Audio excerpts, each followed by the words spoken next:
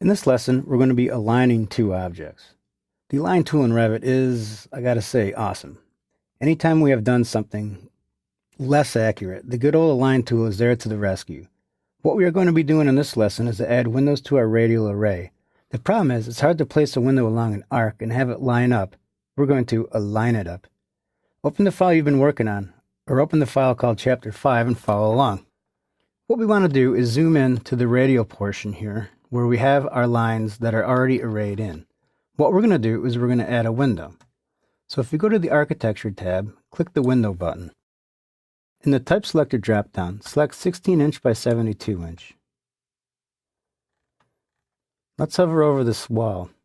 Notice that we can't really snap to anything. So what we're going to do is just place this off of the reference plane a little bit and put it right here. Let's hit Escape a couple times. Now, the Align tool is going to come in handy right now. Because basically what we're going to do is this. We're going to align this window to this line. If you go to the Modify tab and click the Align button, or you can type AL for Align. Click the Align button. Now, the one thing to remember is you pick the line you want to align to first, then you pick the line on the object you want to move second. So, the first thing we do is pick this reference plane. The second thing we do is come over to the window, and it's got a handy little center line for us. Once you see that little center line, go ahead and pick it, and it moves it. Now, another thing you'll notice is there's a little lock icon. This icon keeps this window locked to the reference plane. Sometimes it's a good idea, sometimes it's not. In this situation, I'd rather leave it unlocked. We'll look at some other opportunities to lock an alignment. The next step is to array the windows and the tag about the center line. Let's zoom out a little bit. Let's hit Escape a couple times. Hit the Control key, select the tag, then select the window. It may be a little bit tough to do because this is a group. Just kind of wander in there until you can get it.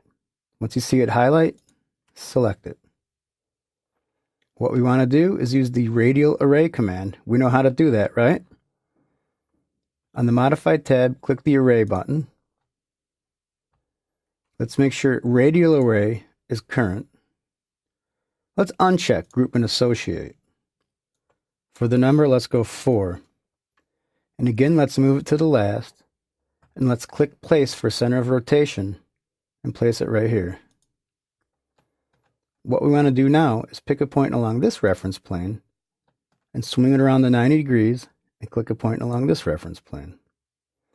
Our windows are in and arrayed. Hit Escape a couple times. Let's go to a 3D view and check out the wall.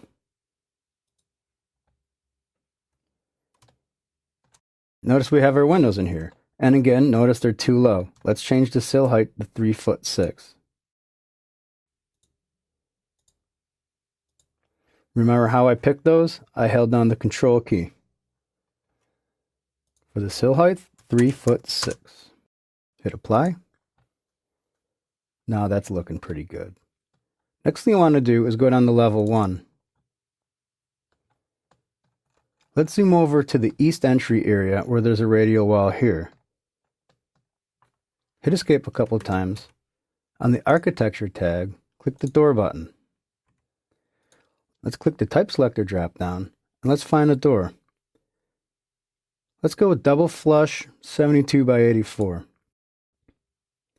Again, it's very hard to snap to this thing.